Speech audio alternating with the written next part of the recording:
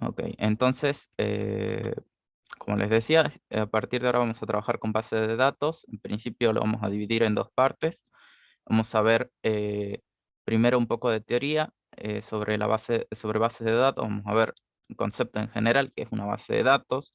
Vamos a ver el modelo relacional, que es, existen más de un modelo para trabajar con bases de datos, pero bueno, este es el más convencional, el de uso más convencional. Hoy en día se utilizan modelos no relacionales también, pero conllevan otro tratamiento. Y otra vez, en general, este es un modelo bastante más sencillo de aprender y van a ver que se ha naturalizado bastante, o sea, se asemeja mucho a las estructuras que tenemos en la realidad. Y bueno, después vamos a hablar un poco de análisis y diseño. Terminado eso, me gustaría mostrarles, aunque sea un ejemplo, en MySQL concretamente. eh, Les voy a mostrar cómo crear una tabla, cómo crear una base de datos y demás. Igual los comandos están en la misma diapositiva para que ustedes los puedan probar también una vez se instalen MySQL. Eh, Está el práctico también, si quieren ir probando. No se va a romper nada porque lo intenten, pero bueno, si quieren esperar, otra vez este viernes va a estar la clase de consulta y vamos a ver este tema un poco más en profundidad.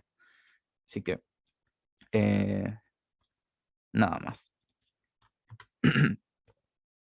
Y bueno, para comenzar, creo que la pregunta principal que hay que responder es, ¿qué es una base de datos? ¿Qué son estas bases de datos? Y nos vamos a encontrar, si ustedes lo buscan también, que hay muchísimas definiciones asociadas. Y en general todas tienen sentido, todas se asemejan bastante a lo que a lo que son los modelos de base de datos. En general, nosotros vamos a necesitar recopilar y organizar información. Esa es la idea principal de una base de datos.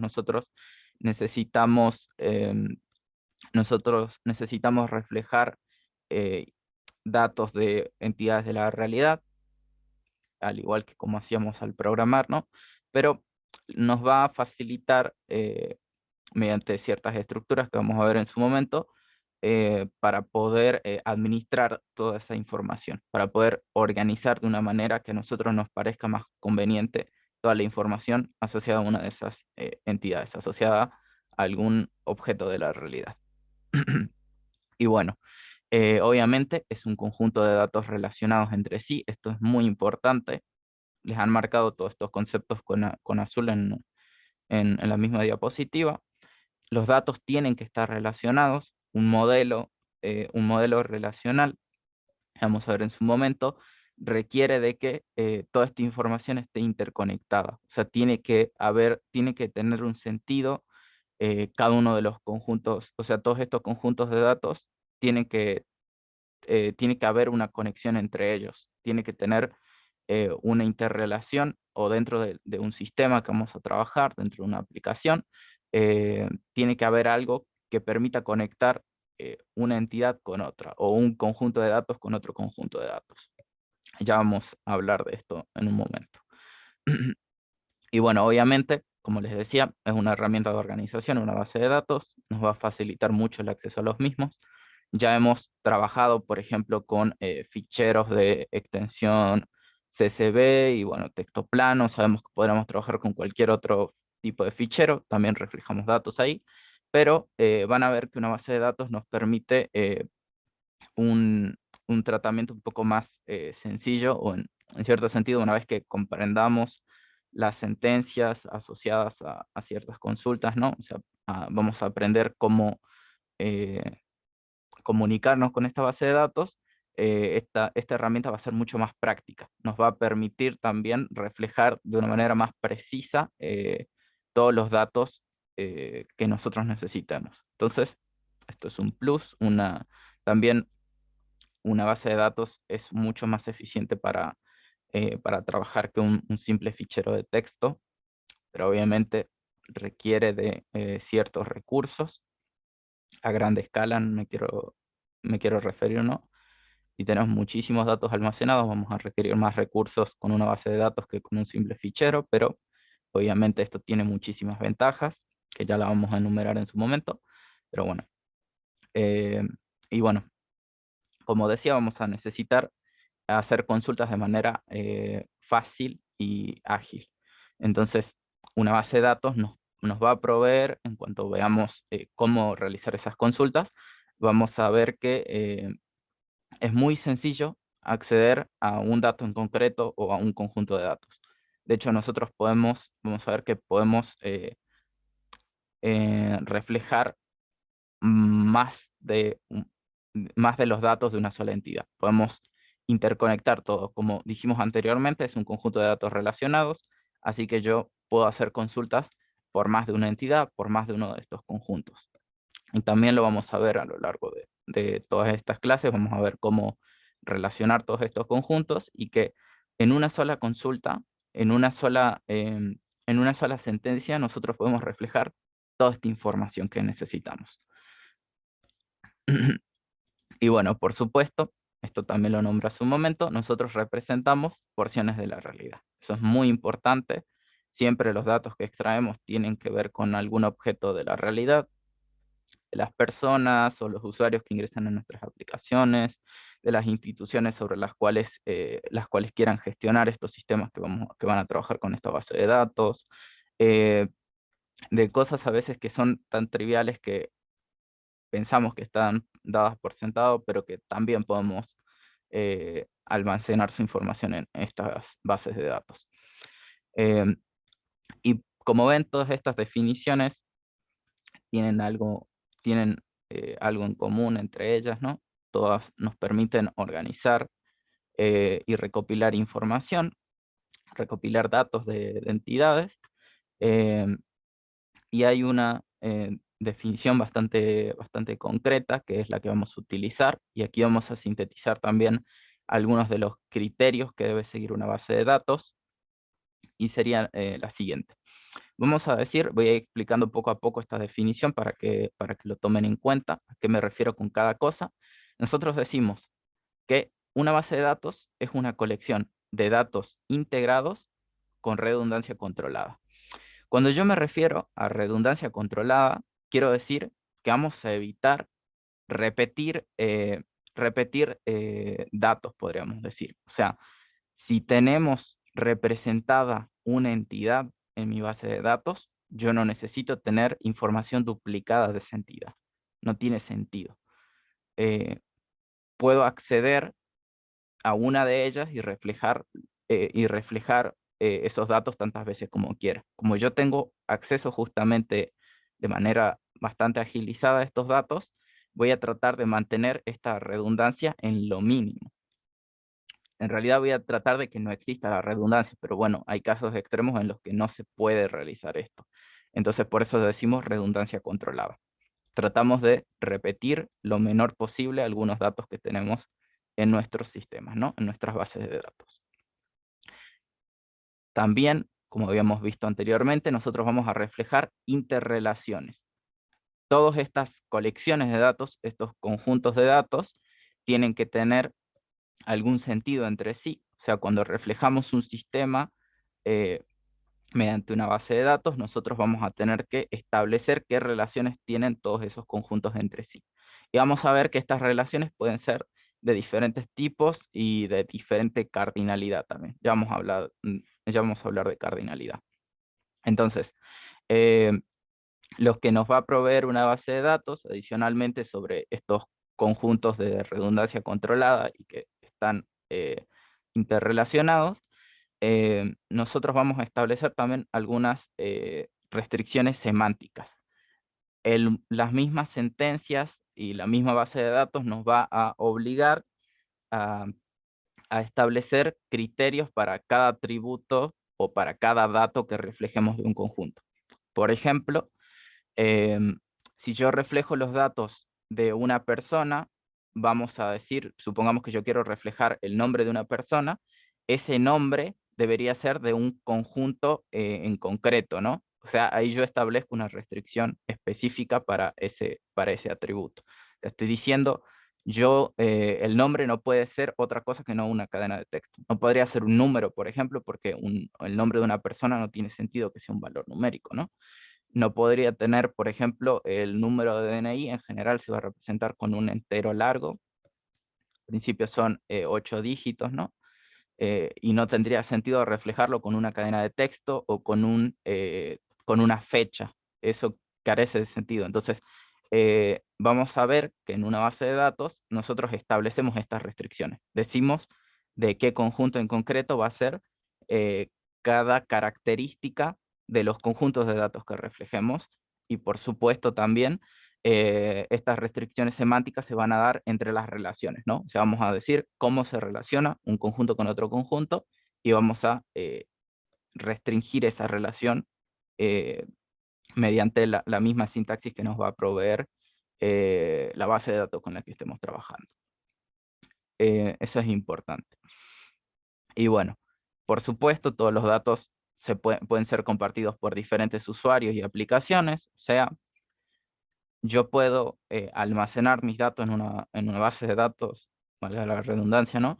Em, Siendo un usuario, o sea, si yo utilizo una aplicación como una red social, yo registro mis datos en la misma, lo procesa la aplicación, pero en última instancia esos datos que yo he ingresado van a ser almacenados bajo esas restricciones que hemos establecido, ¿no? En ese conjunto que vamos, en esas colecciones que nosotros vamos a poder establecer, van a ser almacenados ahí mismo y justamente lo pueden hacer diferentes usuarios, ¿no? O sea, muchas personas, muchos usuarios diferentes van a poder acceder a esta base de datos, quizás solo para ingresar su información o consultar por ella. O sea, las operaciones que van a poder realizar sobre esa base de datos también podrían estar restringidas dependiendo del nivel de acceso que tenga ese mismo usuario, ¿no? O sea, no todos tienen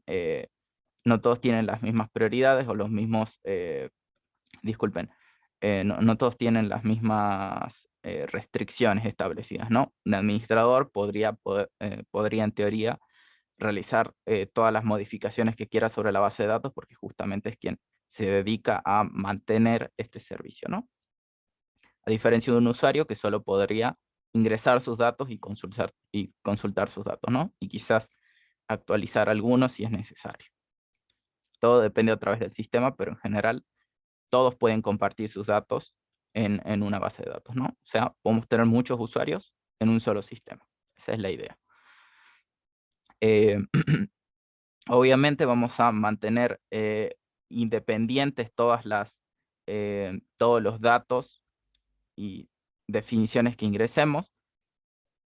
¿Qué me refiero a esto? Nosotros vamos a tratar de diferenciar los datos que se comparten, o sea, vamos a tratar de mantener por separado los datos que se comparten con las aplicaciones que nosotros tenemos. O sea, nuestros programas, que convencionalmente nosotros trabajamos en Java, ¿no? Para eso es el curso, van a estar por separado de la base de datos. O sea, tengo mi base de datos en un sitio, que en general vamos a ver que están en los servidores, ¿no? Cuando lleguemos a la unidad de desarrollo web. Em, y vamos a tener también, por otro lado, nuestra aplicación. Entonces, yo, por ejemplo, podría ingresar desde mi móvil a la aplicación, pero la base de datos está dispuesta en otro sitio, ¿no? Y en general, nunca vamos a tratar de mezclarlas porque vamos a perder esta independencia.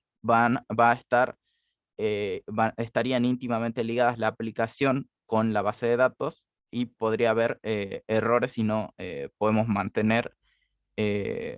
no podemos mantener esta relación controlada. Por eso justamente decimos, independizamos las cosas, cada una por su lado, la aplicación eh, puede funcionar de manera independiente de la base de datos. O sea, podemos trabajar con las dos simultáneamente y no debería haber inconveniente. Cada una tiene sus propias prioridades, sus propias operaciones y trabajos que debe realizar. Esa es la idea. Y bueno, las definiciones y descripciones que tengamos sobre los datos, ¿no?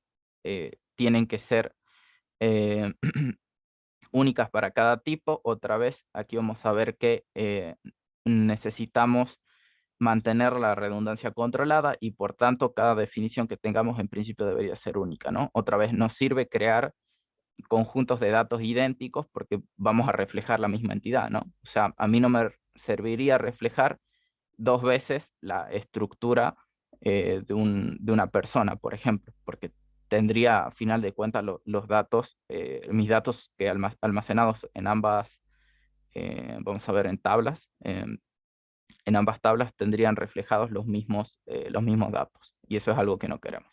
Entonces, por eso decimos, todas las definiciones de estos conjuntos de datos deben ser únicas para cada tipo. Y bueno, obviamente nosotros vamos a necesitar actualizar, recuperar, lo más común, vamos a necesitar crear, actualizar, recuperar, consultar en general, o sea, vamos a tener que tener un conjunto de procesos o de operaciones definidas sobre las bases de datos con las cuales nosotros vamos a poder mantener la seguridad, mantener cierta integridad y justamente mantener cierto acceso con esa base de datos. Entonces, lo que decimos es, sintetizando esto de aquí, vamos a crear un modelo de entre diferentes conjuntos de datos que están interrelacionados con redundancia mínima, donde muchos usuarios van a poder acceder al mismo, ¿no? O sea, van a poder realizar diferentes procesos sobre esa base de datos. Es un concepto algo grande, como pueden ver, conlleva un tratamiento también bastante específico. No sé si es que hay alguna duda sobre esto. Otra vez me pueden interrumpir tranquilamente. Hay algo que no han entendido de la definición. Profe, yo tengo una duda de que si tiene algún límite, o sea, llega hasta, qué sé yo, te puede guardar 100.000 personas y ya no te guarda más, o sea, Eso es, ese era...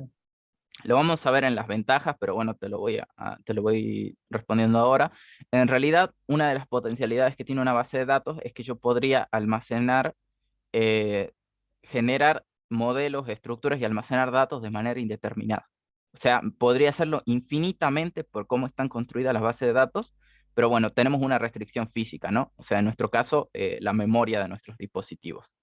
Eh, Tanto memoria RAM como los dispositivos de almacenamiento físico de nuestro hardware, como los discos duros o las SSDs, depende qué unidad de almacenamiento tenga, ¿no? O sea, hay un límite físico, pero el límite lógico no existe como tal. Podría ser infinito esto. Podrías almacenar datos hasta que quieras. Ah, bien, muchas Profesor, gracias, profe. en el caso del almacenamiento, Ujú. tiene que ver los datos que uno almacena, tiene que ver con la memoria RAM, las memorias del conjunto, digamos, cómo es que trabajan las memorias. Yo me imagino un proceso, me imagino yo un proceso, digamos, de espacios que quedan muy pequeñitos, pero que la computadora lo puede almacenar dentro de lo que son los semiconductores. No sé si esto será tan cierto, son deducciones mías, ¿no? Porque siempre me he preguntado cómo se almacena en ese dato, ¿no? En el material electrónico, ¿no? Es una memoria prácticamente artificial, pero que en conjunto funciona. Cuando usted hablaba el otro día de juntar equipos, ¿no? Ujú. Me imagino yo que es para poder trabajar mayor cantidad de datos, poder compartir con los otros compañeros cómo armar y mejorar la cantidad de datos manejables, cómo interrelacionarnos, ¿no? Y eso para mí tiene que ver en esta definición, que ahora veo el motivo por cual querés que nos juntemos, ¿no? Eh, Juntaríamos mucho más datos, mucho más espacio, ¿no? Si la memoria es mundial, digamos. Sería infinito, porque los recursos electrónicos en el mundo son enormes en este momento. Exactamente. Creo que Además, vamos a ver en su momento, vamos a ver el modelo vamos a ver el modelo relacional. Y este modelo relacional nos va a permitir a nosotros gestionar mejor el trabajo. Vamos a ver que a veces los modelos son enormes, ¿no? Porque el sistema cuando me refiero a sistema, me refiero a la aplicación, ¿no? O al problema en concreto que ustedes quieren resolver. a veces puede ser enorme el conjunto de datos asociado a ese sistema. Entonces, ustedes una vez establezcan cómo es ese conjunto, o sea, ustedes vamos a ver cómo establecer el modelo, este modelo relacional. Eh, lo bueno que tiene es que vamos a poder dividirnos a nosotros el trabajo y que cada uno se dedique a trabajar las operaciones o los procesos referentes a una parte del modelo únicamente. Entonces también, como esto es independiente, ¿no? Cada uno puede trabajar por su lado justamente porque todos pueden consultar con la misma base de datos. Nos va a facilitar también el trabajo cooperativo, ¿no? En ese caso, todos los usuarios tendrían el mismo nivel de acceso, ¿no? O sea, todos podrían realizar las mismas consultas, los mismos procesos para que sea más sencillo el tratamiento, ¿no? En principio ustedes están desarrollando, todavía no lo hemos llevado a producción, así que vamos a ver van a tener el acceso completo en principio, ¿no? Pero para responder a tu pregunta, me decías cómo es que internamente se administra ¿Cómo, justamente esta... claro, internamente, electrónicamente, cómo es que los espacios estos son generados y la cantidad de información que se ponen en estos espacios? Porque son lagunas de electrones o son pequeños espacios de cada electrón que deja y cómo lo mantiene, cómo lo sostiene en el tiempo, ¿no? Bueno, en principio recordá, la unidad mínima de almacenamiento en cualquier En bit. dispositivo es un bit, que es un 0, un 1, y nosotros en la RAM trabajamos con un conjunto de 8 ceros y unos que conocemos como byte, ¿no? Entonces nuestra unidad mínima de procesamiento es un byte como tal, y el bit sería solamente parte de ese byte, es solamente un octavo de esa información que reflejamos. Entonces, todos esos datos que nosotros almacenemos, por ejemplo, una cadena de texto, vamos a suponer, no estoy siendo específico, o por ejemplo, un valor numérico, ¿no? Como un documento, podríamos reflejarlo en un byte. Entonces, por ejemplo, yo podría almacenar un dato que sería mi documento, mi número de documento, en una de esas celdas, en uno de esos bytes dentro de la memoria RAM. ¿Qué va a pasar? Los datos asociados a una sola persona, por ejemplo, si es el conjunto de datos que quiero, sobre el cual estoy trabajando, me va a ocupar, por ejemplo, 8 celdas de memoria. Entonces, una base de datos, lo que se encargue, lo que tiene de bueno, para nosotros va a ser transparente, es que estos datos, esta base de datos va a tratar de optimizar el empleo de la memoria. O sea que no va a tratar de minimizar los espacios en blanco que hay en la misma memoria. Así que me explico, lo voy a poner como siempre con una tablita. Yo tengo mi memoria RAM, yo tengo los datos, digamos, voy a dibujar simplemente disculpen el color, elegí un muy mal color para graficar. Aquí está, yo podría tener, por ejemplo, este espacio de 4 celdas y digamos que yo aquí, en este hueco, en este espacio de memoria, reflejo una entidad en particular, ¿no? En concreto yo reflejo a una persona, ¿no? Pone P1, una persona, yo lo reflejo en ese espacio. Y bueno, yo lo que podría decir es que dentro de otro espacio de la memoria,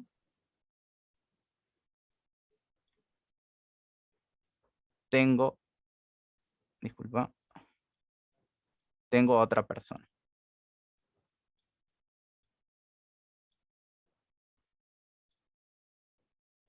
Y bueno,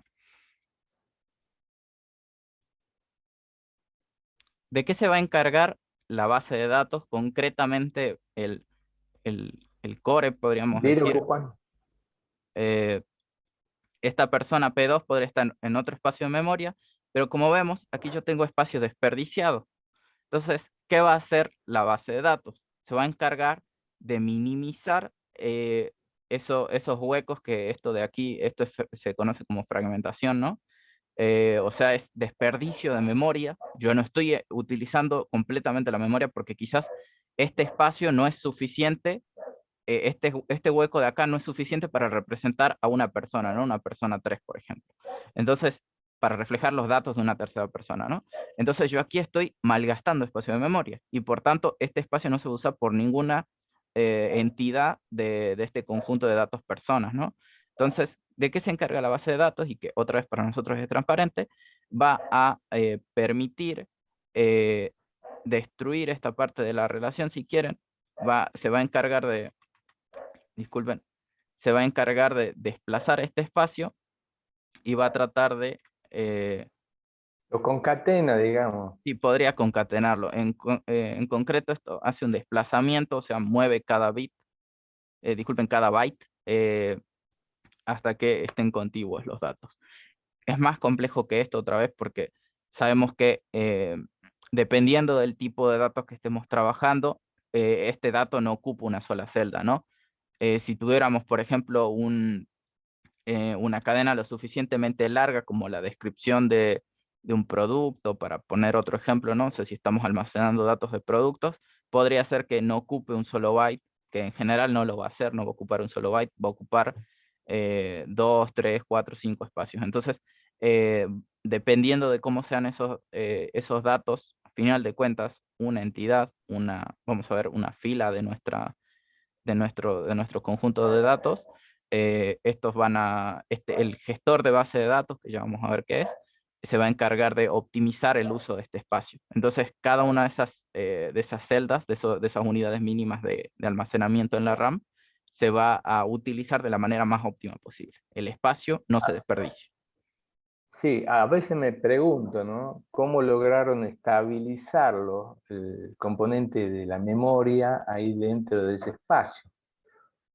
Porque es muy dinámico y cómo electrónicamente se estabilizó esa caja, digamos, de guardar datos, ¿no? Es, Es- em, en arquitectura de la computación nos explican, por ejemplo, cómo es que se maneja cada una de estas unidades de memoria. No es muy complejo, pero podría llevarme un rato a explicar cómo funciona cada una de ellas. Así que, de sí, momento, si, sí. si querés, lo explico un momento. No sé si podrás participar el viernes en la consulta. Sí, voy Puedo, a tratar de participar. Tengo problemas con el internet porque están reparando en la zona de Pichanal. Hasta el 20 de junio vamos a tener problemas, ¿no? Estoy tratando de ver si coloco otro sistema o si puedo viajar a Salta, estar allá en Salta, ¿no? Para tener buen internet. ya, Pero están reparando, se ven las líneas. Y el otro miércoles no pude participar prácticamente, ¿no? Me comí una clase, digamos, ¿no? Pero bueno, hay que intentarlo de todas maneras, después podemos recuperarlo mirándote de vuelta. Así que no te interrumpo más, pero muchas gracias por la propuesta.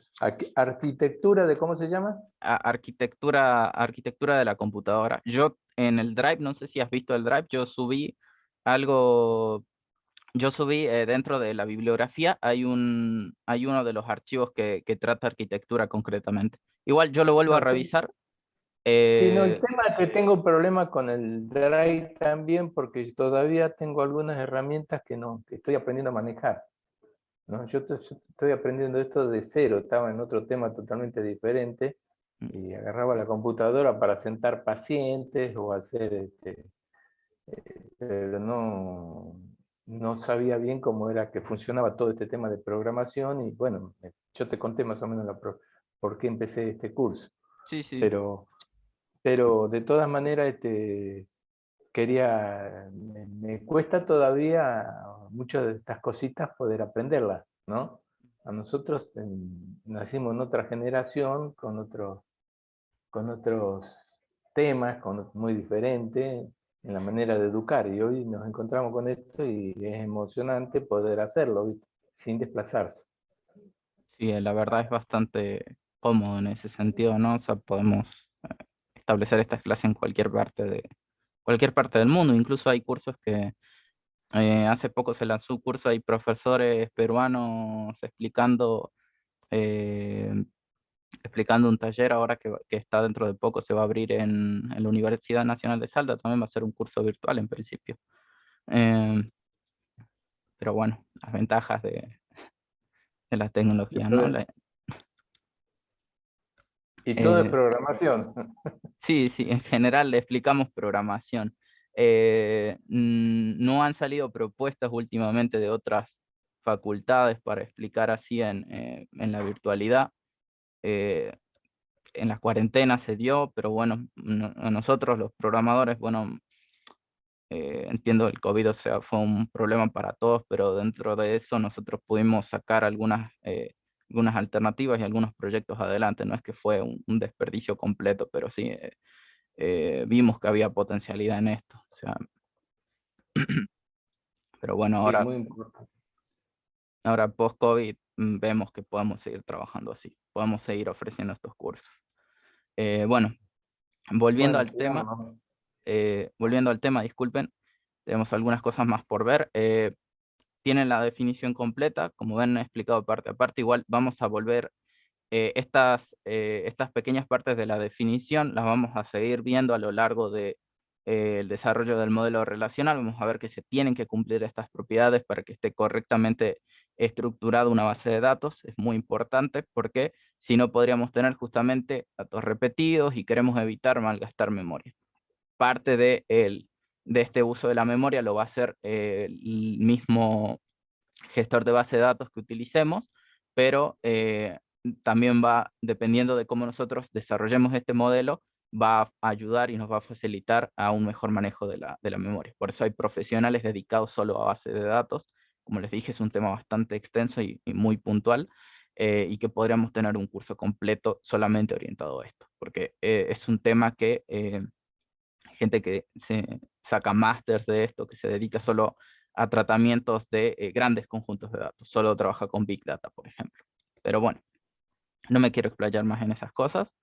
Eh, Quería mostrarles simplemente esto, también lo hemos mencionado mientras veíamos la definición. Yo voy a tener, en general, las bases de datos se forman por estos cuatro componentes. Nosotros vamos a necesitar de un hardware, o sea, vamos a necesitar dispositivos físicos en los que se va a almacenar justamente todos los datos, toda la información que necesitemos. Puntualmente podríamos nombrar a los sistemas de almacenamiento persistente, o sea, las unidades de disco, como ser disco de estado sólido, solid state, los solid state disk, o sea, los discos de estado sólido, disculpen, los discos rígidos, etcétera, ¿no? Pueden tener unidades más pequeñas también de almacenamiento, todo depende, ¿no? Hay muchísimas unidades de almacenamiento hoy en día. En general, ahí van a estar almacenados todos esos datos persistentes de nuestras bases de datos. Y bueno, obviamente vamos a necesitar de cierta RAM, una cierta cantidad de RAM para procesar justamente todos esos datos, para que el software que tengamos pueda realizar todas esas consultas que necesitamos. Esto creo que está implícito, pero bueno, solo destacarlo porque en general otra vez las bases de datos tienen un consumo más grande de recursos, así que es importante tenerlo en cuenta. Pero bueno, obviamente vamos a necesitar de cierto software, o sea, vamos a necesitar un sistema gestor de base de datos. Como pueden ver, este es el nombre puntual en español. En inglés, si lo buscan o si lo llegan a ver en alguna diapositiva, es Database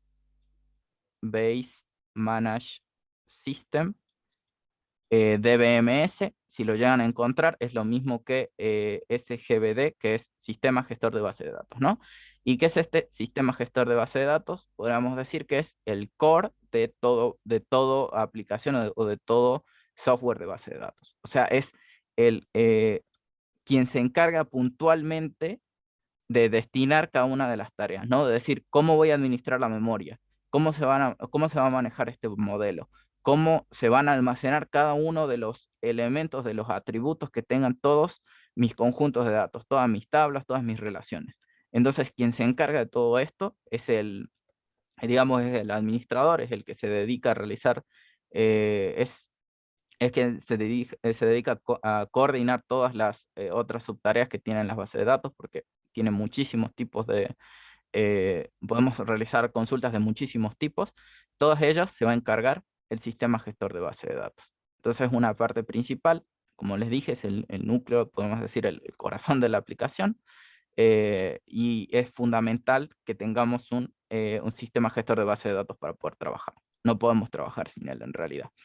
Todas las aplicaciones, todas las bases de datos, podemos decir en concreto, MySQL, Postgres, SQLite no es propiamente una base de datos completa, le faltan un par de cositas para llamarse así, pero bueno, existen todas las aplicaciones de base de datos cuentan con un sistema gestor, ¿no? Con un sistema gestor de esa base de datos, porque es quien va a realizar toda la coordinación eh, para todas las consultas y el tratamiento en memoria que se le dedique a estos datos.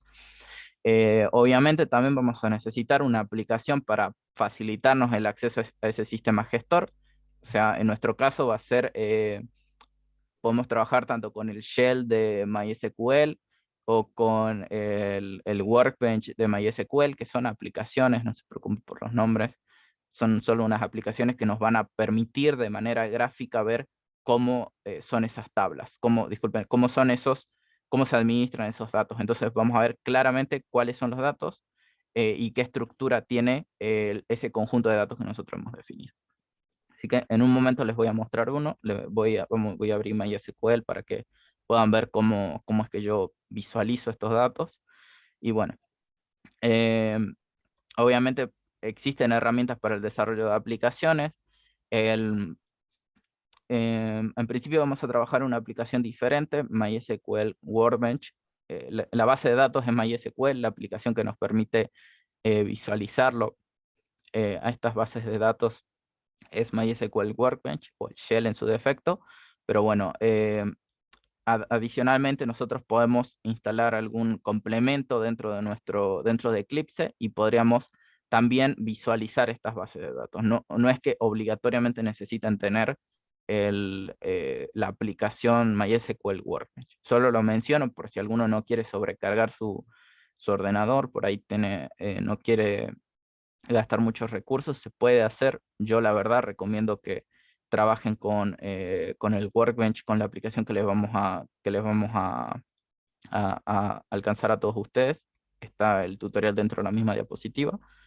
Em, pero bueno, recuerden cuando les digo que una base de datos requiere muchos recursos para funcionar de manera óptima, me estoy refiriendo cuando está en producción, ¿no? O sea, cuando tenemos conjuntos de datos grandes o modelos grandes. Nosotros de momento estamos desarrollando solamente, estamos probando con conjuntos muy pequeños.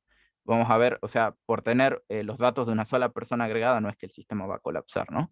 Eh, Otra vez, esto es para procesamiento de un proyecto grande, o sea, cuando nuestra aplicación ya salga a la venta en todo caso, ¿no? O que salga para el consumo del público. En nuestro caso, al menos durante el curso, no debería ser un problema el manejo de la base de datos, ¿no? En cuanto a recursos, no le debería consumir mucho a ustedes porque otra vez seguimos en desarrollo. Y bueno, obviamente, otra de las partes fundamentales de una base de datos son los mismos datos, ¿no? Necesitamos eh, todos esos objetos de la realidad de la cual vamos a representar cosas. Y bueno, es, es importante. eh, Nosotros vamos a tratar de representar datos en las bases de datos, obviamente. Pero esto no quiere decir eh, que un sistema no pueda tener datos, ¿no? Que una base de datos puede estar vacía. MySQL, por ejemplo, y muchos otros sistemas, les permiten tener bases de datos vacías, pero siguiendo la lógica de este paradigma, ¿no? Siguiendo la lógica de las bases de datos, no tiene sentido gastar recursos y tiempo trabajando con una base de datos si esta va a estar vacía. Si creamos una base de datos es para procesarlo. Es solamente una aclaración, porque que exista una base de datos no quiere decir que esta obligatoriamente tenga información administrada, ¿no? Información almacenada. En el momento de crearla, de hecho, al momento de crear la base de datos, podemos crear esa base de datos vacía. Y luego, posteriormente, se va agregando cada uno de los datos asociados a los conjuntos que vamos a definir. Entonces, eh, obviamente vamos a estructurar todos esos datos, lo vamos a hacer de manera cuidadosa, para eso es que vamos a ver el modelo relacional y vamos a ver cómo es que se deben establecer estas relaciones y otra vez todo va a depender del sistema que estemos reflejando. Y bueno, en última instancia, otra vez, creo que todo esto es bastante natural hablar. Necesitamos un hardware, necesitamos un software, o sea, necesitamos dispositivos físicos, necesitamos la aplicación como tal para poder trabajar, los datos que vamos a almacenar en esa base de datos, y también necesitamos de personal destinado a procesar todos esos datos. Tenemos tanto usuarios informáticos como usuarios no informáticos. En general podemos decir los usuarios informáticos son aquellos que se dedican a diseñar, mantener y administrar una base de datos, y los usuarios no informáticos son todos aquellos que simplemente se comunican con la base de datos y, por ejemplo, registran su información. Como seríamos nosotros al utilizar una red social, ¿no? Nosotros les damos nuestros datos, nombres, correos electrónicos en general, generamos alguna contraseña para poder loguearnos posteriormente, y a partir de eso es que nos conectamos también con la base de datos de alguna manera. Solamente que no podemos manipular el modelo que está por detrás de la aplicación, ¿no? De eso se encargan los usuarios informáticos. Entonces, continuando, todas las bases de datos cuentan con ciertas ventajas y desventajas. A favor ya hemos hablado, ya los he mencionado un poco, pero nosotros vamos a poder encontrar la información con más rapidez. En una simple consulta nosotros podemos volcar muchísima información, o podemos buscar información concreta, otra vez en una sola sentencia lo podemos hacer y no debería ser, esa sentencia no necesariamente tiene que ser muy compleja. Las bases de datos tienen sus propios lenguajes internos con los que nos va a permitir hacer estas consultas, justamente nos van a permitir acceder a esos datos. Y esto va a ser mucho más sencillo en ese sentido que trabajar con ficheros. Entonces, acceso más veloz, dependiendo de el hardware que tengamos, puede ser más o menos rápido, ¿no? En general, si tenemos la suficiente RAM y el suficiente espacio en disco, este acceso va a ser bastante veloz. Pero en general, para casi todos los casos, es mucho más eficiente que trabajar con otro dispositivo, con otro sistema de almacenamiento de datos, ¿no? Lo mejor es trabajar, y en especial cuando tenemos gran cantidad de datos, es trabajar con una base de datos, justamente. Eh, Ahorro de espacio físico, obviamente. No vamos a tener que archivar, esto creo que es evidente, ¿no? No tenemos que archivar nosotros papeles, no necesitamos, en la realidad no vamos a necesitar tener una documentación muy grande de los mismos. La base de datos en principio los almacena, ¿no? Vamos a necesitar respaldarlo en todo caso si es que no queremos perder esa información, pero ganamos bastante en ese sentido. No, también en una empresa, por ejemplo, no van a tener que perder tantos recursos en cuanto a papelería y demás. Una base de datos nos puede ahorrar decenas, digamos, si ustedes almacenan datos de una persona, digamos que o de una entidad en particular en una hoja, en una base de datos, recuerden que, como lo había dicho, esto puede ser casi infinito la cantidad de datos que almacenemos, así que podríamos ahorrar en 100.000 usuarios, por ejemplo, podríamos ahorrar 100.000 hojas de gasto, ¿no? Entonces, otra ventaja muy grande. Y obviamente es mucho mejor también que tener ficheros almacenados en el ordenador, porque una base de datos nos permite, como vimos anteriormente, de tener un acceso más rápido. Entonces, buenas ventajas también. También podemos compartir los datos de manera rápida. Dijimos, muchos usuarios tienen acceso a la misma base de datos, perfectamente lógico. A veces tienen más o menos restricciones, dependiendo del tipo de usuario que sean, pero todos pueden compartir sus datos a final de cuentas. Esto es lo que había mencionado hace un momento. Podemos ingresar prácticamente de manera ilimitada a los datos.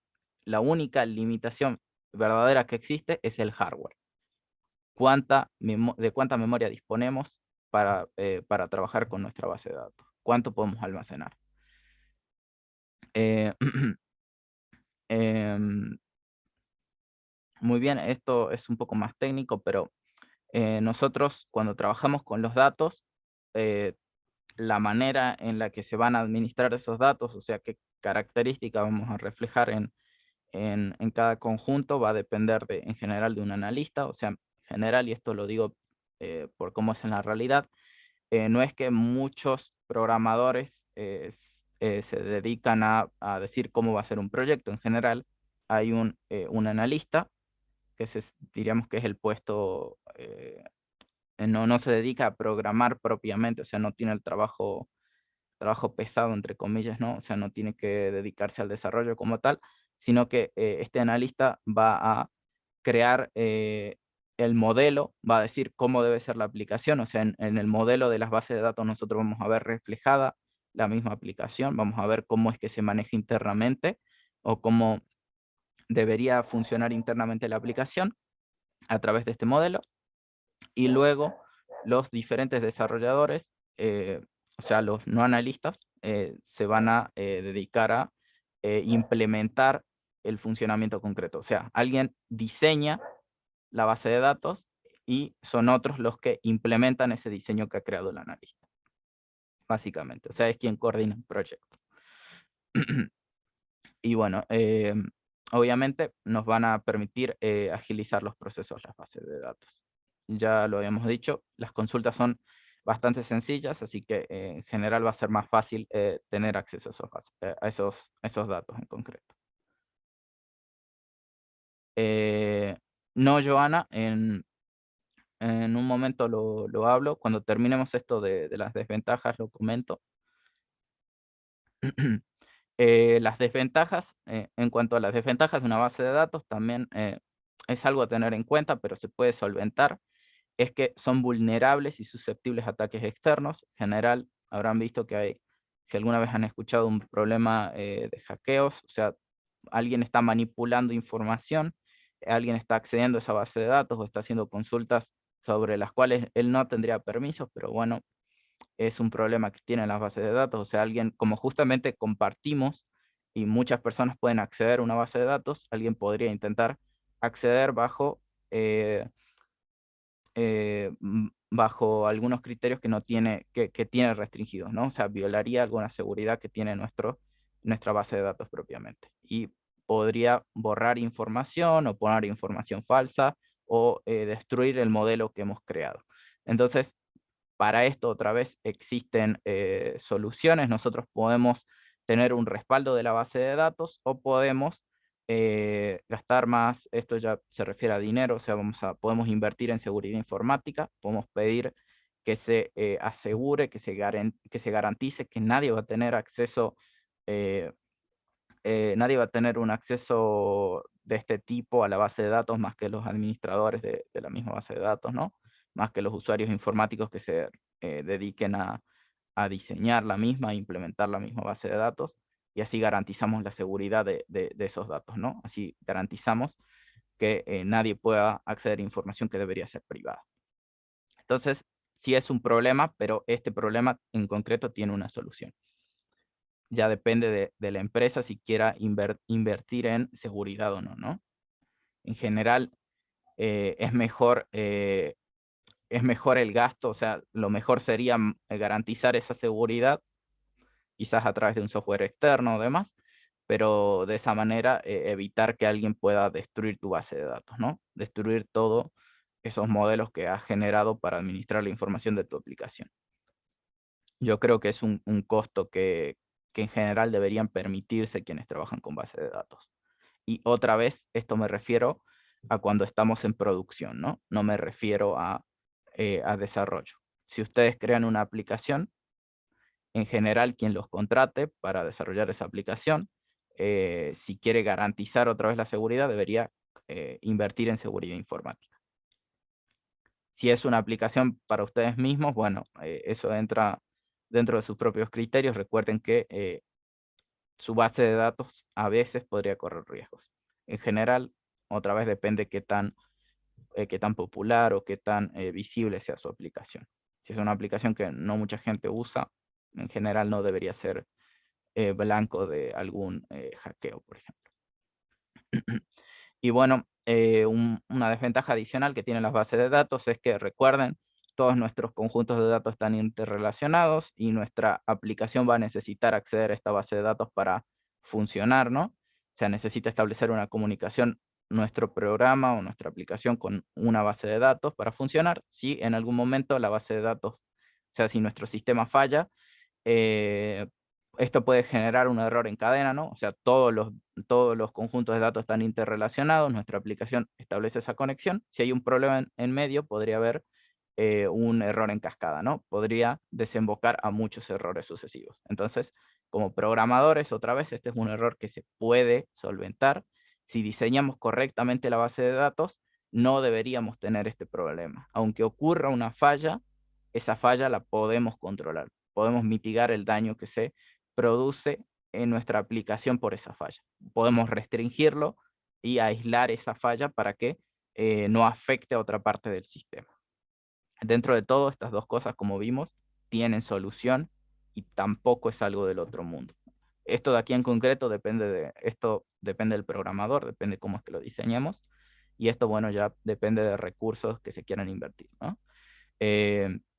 Bueno, una desventaja que les decía, si es muy eficiente una base de datos, podemos almacenar de manera indefinida si queremos en la misma, podemos procesar de manera muy sencilla, pero requerimos también de tener una gran capacidad de recursos. Necesitamos tener mucho disco, aquí aparece disco duro, pero podría ser disco de estado sólido, ¿no?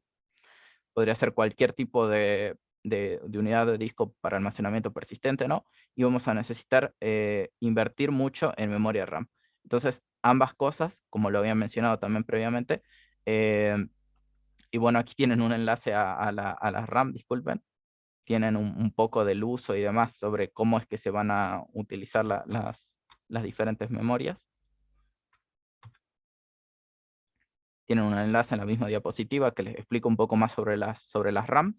Les aparece una comparación entre las diferentes memorias, pero bueno, en general ustedes, si quieren trabajar con un sistema óptimo y que sea lo más eficiente posible, esa base de datos, esos accesos, ustedes deberían tener una buena capacidad de disco, ya sea disco duro, disco de estado sólido, demás, cualquier sistema de almacenamiento persistente, y deberían tener una buena cantidad de RAM. Otra vez, cuando estemos en producción. Si estamos en desarrollo, esto nos es un poco indiferente porque vamos a trabajar conjuntos de datos muy pequeños, ¿no?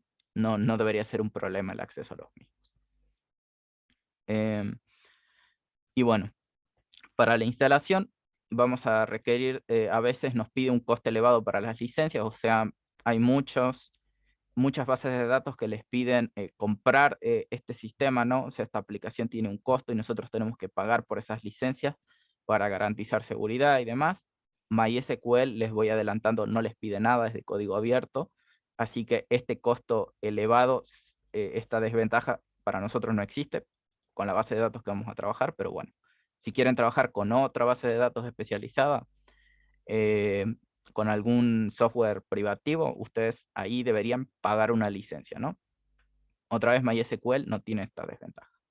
Y bueno, obviamente nosotros, si queremos garantizar que se mantenga este modelo y que esté bien administrado, que no haya fallas de por medio, o que si surge una falla podamos solventar ese error y garantizar el mantenimiento de esa base de datos, nosotros podríamos requerir de un especialista en base de datos.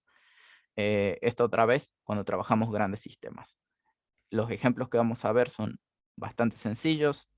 Sí, hay varias tablas, hay varios conjuntos de datos relacionados, pero no es que sea imposible para una persona, ¿no? Esto otra vez, cuando tenemos muchos datos que gestionar, debería haber alguien específicamente destinado a mantener esos conjuntos de datos. No sé si hay alguna duda sobre esto antes que continuemos.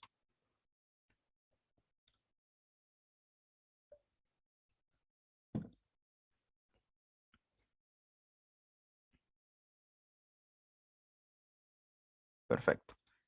Entonces, bueno, continuando, ya vimos qué es una base de datos, ya vimos cómo se forma cómo está conformada una base de datos, ¿no? O sea, qué necesita para funcionar un sistema completo, qué ventajas y desventajas tiene. Ahora vamos a ver cómo se estructura una base de datos o qué elementos participan de una base de datos. En concreto, nosotros vamos a definir entidades.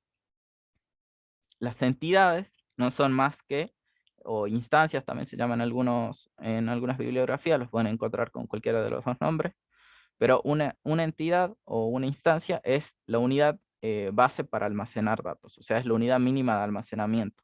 Y ustedes en esta unidad van a poder contener toda la información asociada a esa entidad. Por ejemplo, como yo les había mencionado, pueden tener un objeto que podría ser un producto, o una persona, o una empresa, etcétera. Entonces, todas estas entidades pertenecen al mundo real y nosotros vamos a poder definir todas las características o atributos que contienen estas entidades y que identifican de manera única esa entidad. O sea que el conjunto de atributos en concreto de una entidad permite diferenciarla de la otra, ¿no?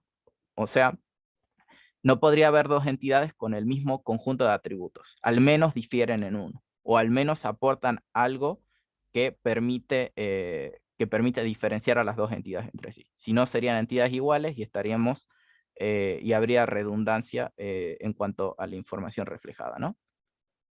Por ejemplo, lo que les decía, nosotros podríamos tener un estudiante como entidad, una materia, un profesor, un curso, si habláramos de una universidad, por ejemplo. Entonces, ¿qué entidades participan de una universidad como sistema? Y bueno, los estudiantes, las materias a las que se escriben esos estudiantes, cuando decimos cursos me refiero a una comisión en concreto, ¿no?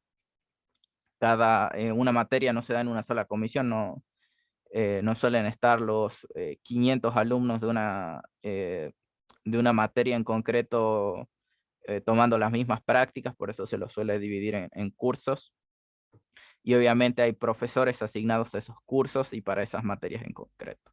Entonces, de esa manera ustedes pueden dividir esto. Obviamente en este ejemplo, la universidad podría haber más entidades relacionadas. Por ejemplo, una facultad cuenta con ciertas materias, ¿no? Entonces, vemos que pueden participar más objetos de la realidad. Entonces, y vemos que también todos estos están interrelacionados, ¿no? Un estudiante estudia una o n materias, ¿no? O sea, puede estudiar más de una materia si quiere. Un profesor dicta una materia o más de una materia en concreto, ¿no? Un profesor puede estar a cargo de uno o más cursos. Entonces, vemos que los conjuntos, las entidades, están interrelacionadas, que es lo que decíamos hace un momento con la definición de base de datos, ¿no? Conjuntos de datos interrelacionados, bajo algún criterio. Muy bien. Entonces, todas estas entidades nos van a permitir recopilar información y como les decía, cada entidad cuenta con ciertos atributos, que los atributos son las características que definen e identifican de manera única a uno de estos conjuntos de datos, ¿no? O sea, un estudiante se define a través de estos atributos. Un estudiante debe tener o debería reflejarse en sus datos un DNI, un nombre, un apellido, un teléfono y una fecha de nacimiento. Entonces, todo esto conforma a la entidad estudiante. Una entidad con todas estas características, que si alguno recordará es similar al concepto de programación orientada a objetos, ¿no? Tenemos una entidad de la realidad y tenemos sus características o atributos, ¿no? Solamente que ahora de por medio no están apareciendo los comportamientos como tal. Porque Parecido recordemos, a la clase persona. exacto, nosotros aquí almacenamos solamente datos, ¿no? Estamos almacenando información relevante. No es que va a tener comportamiento específico. Ese comportamiento se lo vamos a dar a través del programa que acceda a esta base de datos, ¿no? Si recuerdan nosotros, y ahora poniendo en retrospectiva, cuando programábamos, cuando yo creaba una instancia, yo le tenía que pasar los datos o las características específicas de un objeto, ¿no? O sea, si quería crear un objeto persona, por ejemplo, o un objeto estudiante en este caso, yo debía decirle cuál es tu nombre, cuál es tu apellido, cuál es tu DNI, cuál es tu fecha de nacimiento, cuál es tu domicilio, cuál es tu edad, etcétera, etcétera, etcétera. Pero siempre debía especificar esos datos. Y si recuerdan, yo o los hardcodeaba, o sea, los escribía explícitamente en el programa, o los ingresaba por la consola. Y vimos en su momento que yo puedo acceder a esos datos también mediante un fichero, ¿no? Entonces, Ahora tenemos un acceso de datos mucho más ágil, que son las bases de datos. Yo ahora no voy a necesitar ingresar esos datos, sino que en algún momento fueron registrados en mi base de datos, por ejemplo, mediante un login de una aplicación. Alguien registró sus datos y yo, como tengo acceso a esa base de datos, simplemente busco ese estudiante en concreto en mi base de datos y genero un objeto que va a poder eh, trabajar o que va a poder procesarse dentro de mi aplicación, ¿no? Ahora tengo los datos que van a ser asociados a un objeto dentro de mi programa. En concreto, en base de datos, otra vez, ese objeto de la realidad se conoce como entidad. Y las características que contiene esa entidad se llaman atributos. No es algo, esto creo que no es algo muy difícil de comprender. Habíamos trabajado con algo similar, así que, como ven, hay una relación. Y bueno, también podríamos tener una entidad materia. Esta materia, obviamente, disculpen, acá tengo estudiante 2 veces. Creo que aquí hubo un error. Esto debería ser materia, me disculparán. Yo debería tener el nombre de la materia, aquí DNI también, esto está de más. Debería tener el código de la materia y los créditos de la materia, ¿no? Y bueno, y aquí me faltan grupos. Entonces, yo puedo representar las características de una entidad en concreto. Da igual qué entidad sea. Yo siempre puedo representar todas sus características o atributos y volcarlas dentro de estos modelos que estamos creando. Entonces, obviamente, y repitiendo, todos los conjuntos de datos que están en nuestras bases de datos deberían estar interrelacionados. Yo debería tener una relación entre estudiante y materia, porque todos participan del mismo problema en concreto. Todos participan en este problema, en este sistema de la universidad, ¿no? Que es en concreto lo que estoy tratando de proponer como ejemplo. Y bueno, a partir de de estas entidades, de este modelo inicial que se manejaba, un hombre muy sabio y muy inteligente es Edgar Codd, en 1970, matemático, ingeniero informático, físico, si no me equivoco también, era un sabio, crea el modelo relacional. Modelo relacional utilizado durante una cantidad enorme de tiempo, el principal de la industria y para gestionamiento de base de datos. Hoy en día también es de lo que más se utiliza, aunque surgieron otros tipos de modelos, como son los modelos no relacionales. Nos dicen que crea este modelo y lo hace a partir de la teoría de conjuntos. Entonces, por ejemplo, en vez de llamarlos conjuntos, los llama entidades y establece que cada entidad se relaciona, cada entidad se relaciona con otra entidad, ¿no? O sea, utiliza lo que teníamos previamente, que eran las entidades en una base de datos, y establece la relación entre esa base de datos, o sea, completa o complementa lo que teníamos anteriormente. Y de esta manera nosotros, Codd nos dice que los datos deberían relacionarse mediante interrelaciones naturales. O sea, tiene que haber un criterio por el cual una entidad se relacione con otra entidad. En concreto, por ejemplo, podríamos decir, un estudiante está matriculado en una materia. Y tiene sentido, ¿no? O en una materia se matriculan estudiantes. Y la relación se puede ver de ambos lados, ¿no? Esta relación es inherente de los datos. Esta relación es completamente natural. Siempre debe existir en nuestros conjuntos de datos.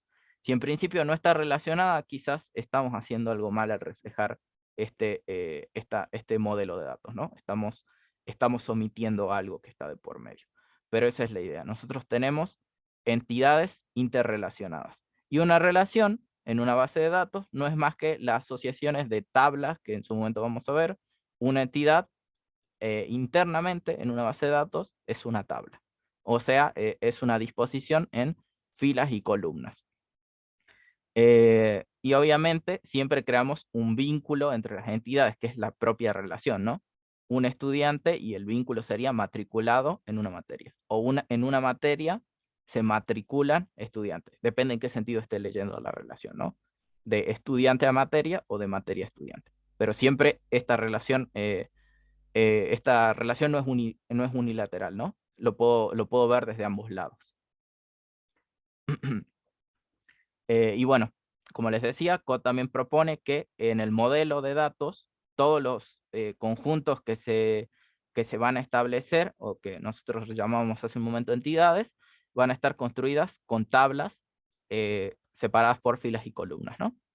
Como si lo vieran en una hoja de cálculo o en un Excel. Obviamente no es lo mismo, esto es una base de datos, esto es mucho más eficiente, y esto no requiere, de hecho ustedes podrían trabajar sin entorno gráfico y seguirían existiendo las filas, las tablas, todo este concepto, toda la base de datos podría existir, solamente que no lo verían gráficamente. Sería todo conceptual, sería todo un modelo simplemente. Pero bueno, continuando. Disculpen, no sé si queda alguna duda antes de que les muestre lo siguiente, que vamos a hablar de cardinalidad.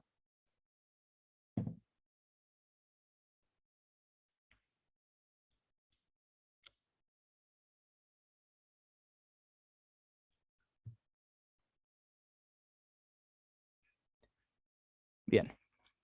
Si hay dudas me detienen, ¿no? Consulten. Y muy bien. Entonces, todas las relaciones son iguales, ¿no? Ya establecimos que es una relación. Todas las relaciones son iguales y en realidad no es lo mismo la relación estudiante a materia que materia estudiante, porque hay que tomar en cuenta que sí existe la relación, pero esta relación tiene una cardinalidad. O sea, depende de cómo sea esa relación inherente entre los datos, vamos a poder establecerla o interpretarla de una manera distinta. Entonces, la cardinalidad nos dice que define la cantidad de unidades de un conjunto de entidades, o sea, cuántas tuplas, en su momento ya lo vamos a ver, o cuántos estudiantes establecen una relación con materia, o cuántas materias están interrelacionadas con estudiantes. En concreto, podríamos decir, un estudiante se matricula en la materia, pero yo puedo tener más de un estudiante registrado en esta entidad. Entonces podría decir, N estudiantes se matriculan en N materias. O N materias pueden tener matriculados a N estudiantes. Entonces, tenemos este tipo de relación, por ejemplo. Tenemos estos diferentes tipos de cardinalidad. Uno es el tipo 1,1, cardinalidad 1,1 se refleja con estos símbolos. Todas las cardinalidades las pueden ver en estos rombos. Nos dice la entidad que esté de este lado tiene cardinalidad, la entidad que esté de este lado tiene cardinalidad 1 respecto a la entidad que está aquí. Y la entidad que está aquí va a tener también su cardinalidad respecto a esta de acá. Es todo visible dentro de la misma. Podríamos decir, en este caso, en el ejemplo que teníamos hace un momento, una cardinalidad n por m, porque, otra vez, en una tabla estudiante o en una entidad estudiante, yo puedo almacenar datos de más de un estudiante, ¿no? O sea, si esto, otra vez, esto es un conjunto, recuerden, esto se basa en teoría de conjuntos, entonces, en mi entidad estudiante yo puedo almacenar más de un estudiante, ¿no? No tendría sentido que almacenen los datos de un solo estudiante. Entonces, yo aquí, en esta tabla o en esta entidad, yo almaceno en diferentes columnas, todos los atributos relacionados a estos estudiantes, y cada fila de mi tabla va a ser un estudiante en concreto. Entonces, yo puedo tener registrados n estudiantes que estén en m materias, ¿no? Entonces, por eso yo podría tener una cardinalidad n por m.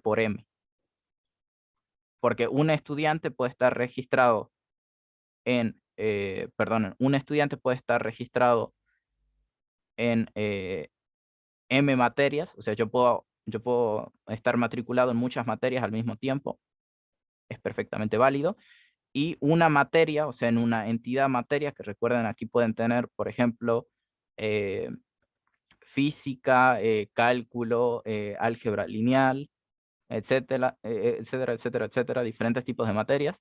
Eh, entonces, todas esas materias puede asistir más de un estudiante, lógicamente. No es que un solo estudiante se matricula en una materia en concreto. Entonces, por eso es que vemos esta relación N por M. En las relaciones de tipo 1-1, podemos decir, es la cardinalidad máxima en ambas direcciones, decimos que es 1.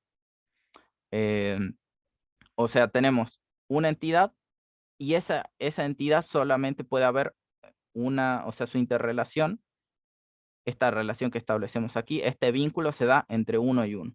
Yo solamente podría tener eh, un objeto en particular, un objeto en particular de mi tabla relacionado con un objeto en particular de mi segunda tabla.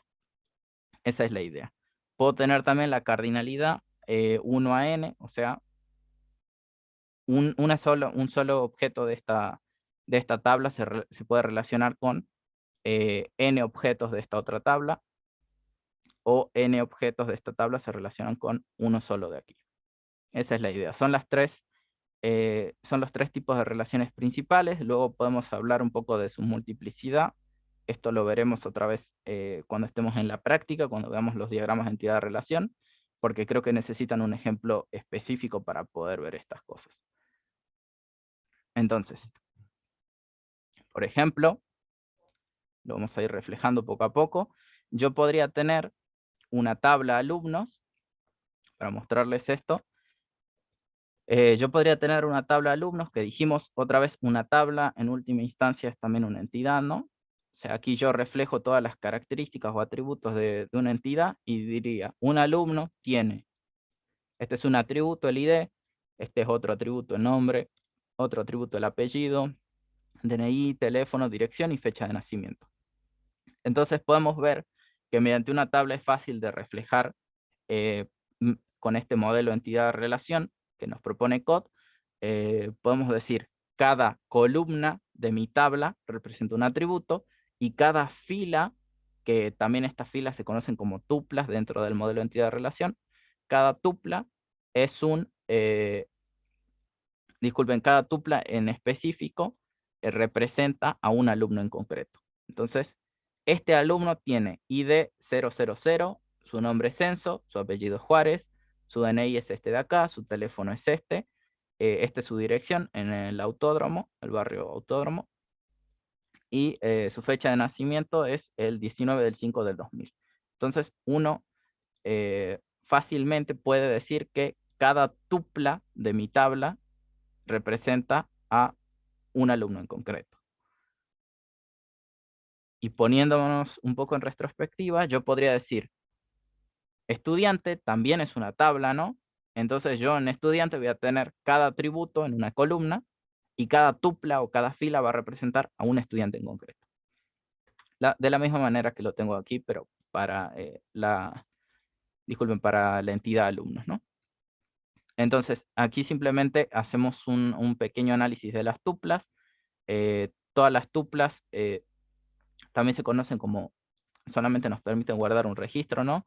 Lo podemos llamar filas o tuplas, es un registro simplemente otra vez, nos permite saber los datos de un registro en concreto, o sea, en particular de un alumno, y son útiles para cuando nosotros vamos a hacer consulta. Entonces, representamos un objeto único, o los datos de un único objeto a través de una tupla. Y la Es cardinalidad, parecido bueno, al Excel, exacto. a lo que fue. Igualito. Así. Es similar al Excel. Recuerden, las bases de datos son más viejas que Excel, así que sepan de dónde vino cada cosa. Esto es de 1970 que existe el modelo relacional. Excel salió mucho tiempo después, así que sabrán ver cómo es que fueron surgiendo las cosas. Y otra vez, esto es mucho más rápido que utilizar un Excel. Un Excel no cuenta con un sistema gestor de base de datos, así que el tratamiento no es el más óptimo, no se dedica a, no se pueden hacer las consultas de la misma manera y no tiene las mismas funcionalidades que una base de datos, ¿no? La representación de las tablas se ve como un Excel, pero internamente es completamente distinto. Es mucho más óptimo trabajar con una base de datos. Por eso no les explicamos Excel, por eso explicamos base de datos, porque es la mejor Perfecto. alternativa. Y bueno, lo que nos dicen, y esto aquí vamos a hablar otra vez de la redundancia de los datos, nosotros no podemos tener un registro duplicado. O sea, no puede existir una tupla con todos, con su combinación de atributos exactamente igual. No puede existir un Enzo Juárez que tenga el mismo ID, el mismo DNI, el mismo número de teléfono, la misma dirección y la misma fecha de nacimiento. Puede haber una tupla que coincida otro Enzo, ¿no? O sea, yo podría tener un Enzo Juárez, podría tener otro Enzo Juárez, sí, pero su DNI tiene que ser otro diferente. Su teléfono podría coincidir, pongamos que sí, para poner un ejemplo muy, muy extremo, ¿no? Digamos que viven en el mismo lugar, digamos que son padre e hijo para poner una diferencia, ¿no? Y bueno, su fecha de nacimiento tampoco podría coincidir. Entonces, vamos a ver que en nuestra, por cómo está modelizado una tabla, nosotros no podemos repetir datos, porque si no habría una redundancia dentro de la misma tabla, ¿no? O sea, haríamos referencia al mismo objeto específico de la realidad desde dos puntos diferentes de nuestra tabla. Y eso dijimos que no se puede permitir. Existen reglas de modelización, se conoce como normalización concretamente, no las vamos a ver porque conlleva mucho tiempo otra vez, pero una de las reglas que nos dicen es que cada tupla tiene que ser única y para garantizar eso no puede haber, disculpen, una combinación idéntica, ¿no? Nunca va a haber tuplas idénticas en una tabla. No va a haber dos Enzo Juárez exactamente iguales, porque al menos uno de sus atributos es diferente, ¿no? No coinciden como tal. Entonces, siguiendo esa regla, siguiendo esa pauta, ustedes se van a garantizar de que su tabla no tenga problemas de redundancia. No va a haber, van a mejorar el uso de la memoria. Bueno, obviamente, esto lo explica hace un momento, un registro es un conjunto de campos, o sea, las diferentes columnas o atributos, que va a contener todos los datos de la misma entidad. O sea, si mi entidad en concreto es censo, yo en esta tupla, en la tupla del ID 000, tengo almacenado los datos de Enzo Juárez, ¿no? De este Enzo Juárez en concreto.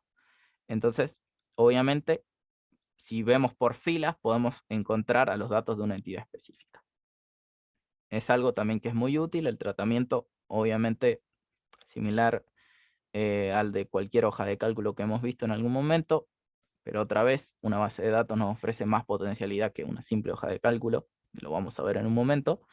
Y bueno, cada una de las filas nos da una relación, disculpen, cada una de las filas de una relación o tabla es una tupla. Eso parece también a lo que sería un padrón electoral, una base de datos. Claro, Definitivo. en general los padrones electorales también se manejan con base de datos por detrás, ¿no? Nosotros solamente vemos una parte del modelo, lo que nos dejan a la vista pública. Entonces, en un momento vamos a crear un modelo bastante sencillito, pero la idea es esta, ¿no? Y bueno, también existen dos cardinalidades, uno referente a las relaciones entre diferentes entidades, la otra cardinalidad hace referencia al número de filas que tengo, o sea, la cardinalidad de los atributos, podríamos decir. Yo aquí tengo 1, 2, 3, 4, 5, 6, 7 atributos, o sea, la cardinalidad de esta tabla en concreto es 7. La cardinalidad dentro de sí misma, ¿no? Y bueno, cardinalidad, grados, aquí pueden ver, similar los conceptos, todos están dentro eh, dentro del modelo relacional. Y bueno,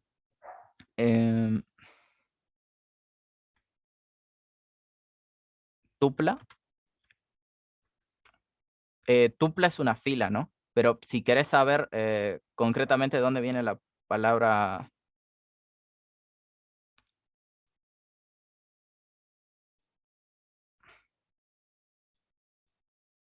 Este T, si querés saber de dónde proviene, este T hace referencia a la cantidad o al grado, y Apple hace referencia a un conjunto de valores, que serían cada una de las características. Entonces vos decís, una tupla es este conjunto de características, que es de grado 7 en este caso, ¿no? O sea que tengo 7 atributos en concreto.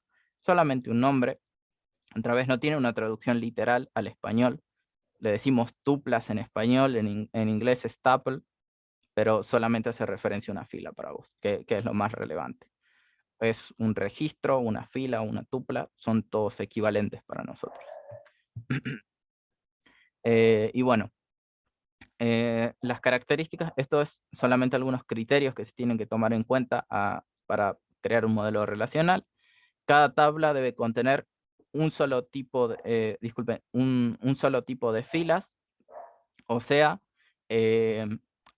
todos los elementos, cada tupla de mi tabla o cada fila tiene que tener siempre todas estas características de acá. No puede existir una tupla o una fila que no tenga, por ejemplo, la fecha de nacimiento, que se omita esto. O sea, no podría existir una tupla que tenga esto, donde esto no exista. Todos deben contener esos contenidos, ¿no? O sea, todos tienen la misma cantidad, cada fila tiene la misma cantidad de columnas, si se quiere. O sea, Eso, todo tiene que estar lleno, todo, cada espacio. claro. Podría tener un valor nulo esto, o sea, tener fecha de nacimiento nula, o por ejemplo, esto, el teléfono, o, perdón,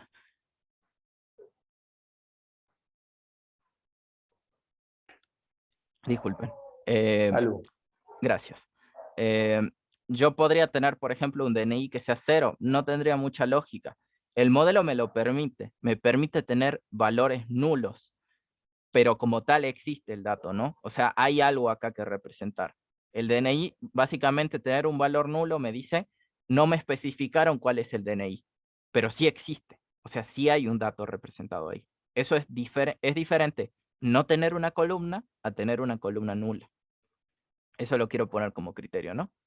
O sea, yo podría tener acá una fecha de nacimiento 0000 del año 0, por ejemplo. Esto es un valor nulo. Esto es un valor nulo, es una fecha que en realidad no existe, ¿no? O sea, no creo que hoy en día haya alguien vivo que haya nacido en el año 0 o 01, da un poco igual. La idea es esto. Nosotros podemos tener valores nulos y luego vamos a ver que esto se va a ir diluyendo otra vez lo de tener valores nulos, pero la idea es que siempre tengamos la misma cantidad de atributos asociados a cada entidad específica de nuestra tabla, ¿no? O cada tupla tiene la misma cantidad de columnas que las otras. Entonces, cada fila tiene que ser única, no puede haber filas duplicadas, que es lo que habíamos dicho de la redundancia. No puede haber dos combinaciones de dos tuplas con sus combinaciones de atributos exactamente iguales, al menos tienen que diferir en un atributo. El orden de las filas de las tablas es indiferente, o sea, yo pude haber puesto a Enzo Juárez antes o después de Juan Pérez. El orden como tal en el modelo relacional no existe. En una tabla yo puedo acceder a cualquiera de ellos en el momento que se me antoje. Este ID está ordenado, si quieren, 000, este es 001, pero si yo quise, pude haber omitido este ID y tener una tabla sin ese orden específico. O sea, pude haber tenido una tabla alumnos con 6 atributos solamente. Y como ven aquí no hay un orden específico, nada me dicta, esto va primero, esto va después. Entonces, esto fue solo un detalle, lo de poner el ID, es algo que es útil, pero en general el modelo relacional nos dice que no hay un orden entre tuplas. Cualquiera puede ser la primera, cualquiera puede ser la última. No hay un criterio de ordenamiento específico. Y bueno, cada columna tiene que, se tiene que identificar por un nombre único, o sea, cada atributo tiene que ser, no puede ser igual a otro, o sea, no puede haber dos columnas llamadas DNI, lógicamente no puede haber dos columnas llamadas teléfono, y así para cada atributo, ¿no? El orden de las columnas dentro de una tabla es indiferente, otra vez, es lo mismo que con las filas, yo podría tener ID, nombre, apellido, DNI, o ID, apellido, nombre, DNI, da igual. El criterio es que una tabla, alumnos, refleja estas 7 columnas en concreto. ¿En qué orden las pongas? Me es indiferente. Mientras yo refleje esos 7 atributos, sé que estoy haciendo referencia a un alumno. Sé que tengo reflejado un alumno en concreto. Entonces podría tener el orden que yo quisiera. Eso es básicamente lo que nos dice esta propiedad, esta característica. Y bueno, un mismo dominio podrá servir para definir los valores de columnas diferentes, o sea, el conjunto de datos del cual voy a reflejar un atributo en concreto, de una columna en concreto, pertenece, por ejemplo, a los reales. O en el caso de los DNI, a los naturales, ¿no? O sea, todos los DNIs pertenecen al conjunto de los números naturales. Y los teléfonos también pertenecen al conjunto de los números naturales. O sea, el dominio de esta columna y el dominio de esta otra columna son el mismo. Pueden coincidir en su mismo dominio, pero recordemos siempre, en combinación cada tupla no pueden ser exactamente iguales, ¿no? O sea, no puede haber tuplas duplicadas. Entonces, no va a haber combinaciones exactamente iguales, aunque pertenezcan al mismo dominio. Tienen que pertenecer al mismo dominio para yo poder poner esos valores como tal, ¿no? Si teléfono no perteneciera a los naturales, no perteneciera al conjunto de números naturales o al conjunto de números enteros positivos, si quieren, y fuera, por ejemplo, de los reales, yo aquí podría tener una parte decimal que no tiene sentido en un número de teléfono y para mí es irrelevante. Por eso le damos la libertad de que dos columnas diferentes, dos atributos diferentes compartan el mismo dominio, que es esta característica de acá. Y bueno, por último, el valor individual de la intersección de cualquier fila o columna será un único dato. O sea, para esta fila, para esta columna, yo tengo Juárez. Ese dato es atómico y no puede ser dividido en otros dos. Básicamente yo no podría tener Enzo Juárez aquí dentro de apellido. O no podría tener una combinación de dos características en una sola celda. Si yo miro en una fila y en una columna en concreto, la intersección de las dos cosas, esto de acá es un valor atómico, es el valor más simple posible y no puede ser dividido en otras dos cosas. Esa es la idea. Y bueno, si seguimos todas estas características, nuestra tabla va a estar, nuestro modelo de nuestra tabla, bueno, en concreto esto es solo para cada tabla, luego vamos a hablar del modelo en general, pero si seguimos esto, nuestra tabla está correctamente diseñada. No puede haber espacios en el nombre de las columnas. No es necesario. Vos cuando especifiques el nombre de, o sea, una característica, en principio no debería haber espacios en blanco. Podrías poner un guión bajo si querés para representar, como aquí, fecha de nacimiento, como ves. Tengo fecha, guión bajo, NAC. No puedes poner un espacio en blanco. O sea, la característica como tal tiene que ser una sola cadena, ¿no? Tiene que ser una sola cadena de texto, un atributo. Fecha de nacimiento, si pusiéramos, por ejemplo, edad, como ves, o por ejemplo, lugar de nacimiento, disculpen, como otra columna, lugar, guión bajo, NAC, ahí está. Yo no puedo tener un espacio en blanco. Lo que pueden hacer es poner guiones bajos en esos momentos. O poner todo el nombre junto, ¿no? Lugar sin guión bajo, nacimiento. Eso es un criterio porque les va a generar error si los ponen separados. Así que solo tómenlo en cuenta. Bueno, Profe, ¿eso de la sintaxis es más conveniente que tenga un guión bajo o también se puede usar el camel case? depende en realidad cómo trabajen en tu entorno laboral, pero por convención se suele usar guiones bajos. Ah, bien, bien. Eh, Y bueno, dentro de las mismas tuplas, esto es algo que fuimos mencionando, al menos esto de aquí, dijimos, podemos encontrar dentro de una tupla un valor nulo. O sea, por ejemplo, si al momento de registrarse, alguien no me quería decir su número de teléfono, o por ejemplo no tiene teléfono, que quizás es la primera vez que se está registrando, quizás la primera vez que se registra esta persona, si están, por ejemplo, si están en el registro civil y tienen un niño, no sé, de 7, 8 años, le están registrando, le están cambiando documentos, demás, o le están haciendo algún trámite, en principio el niño no tiene número de teléfono. Sería la idea, ¿no? Entonces este valor podría ser nulo, ¿no? Podría ser nulo dentro de su dominio. ¿Cuál es el nulo del dominio de los números enteros? El 0. ¿Cuál es el nulo en los números reales? Bueno, también va a ser el 0 en realidad. ¿Cuál es el nulo de las cadenas de texto? Es un valor que se llama nulo.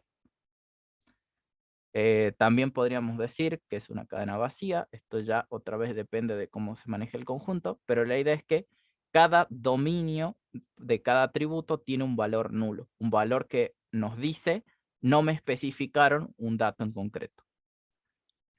Entonces de esa manera yo puedo reflejar esa información también en mi tabla, porque a veces ocurre que no se tiene cuando para una tupla específica, o sea, para un alumno específico, yo podría no tener el dato asociado a ese atributo en concreto. ¿Qué puede pasar, no? A veces yo no sé qué registrar en una casilla, pero la casilla existe en un registro, por ejemplo. Cuando tienen que completar un formulario, no saben qué poner, o por ejemplo, si ustedes se han registrado alguna vez en un sitio web que les pide su domicilio, a veces les dice pongan su departamento, el número de departamento, el piso, y si no viven en un departamento, esos podrían ser atributos que están reflejados dentro de una tabla. Y otra vez, podrían ser nulos porque quizás ustedes no viven en ese tipo específico de domicilio, ¿no? Entonces, de esa manera ustedes también eh, tienen la posibilidad de tener valores nulos. Entonces, decimos un valor nulo para una tupla es un atributo inaplicable o con valor desconocido. O sea, que no sabemos qué dato en concreto debía ir. Por ejemplo, en un registro puede existir una columna que no conozcamos su valor específico, podría tener un valor nulo, que es lo que especificamos hace un momento con el teléfono, por ejemplo, que no lo sepamos o no tengamos manera de ponerlo.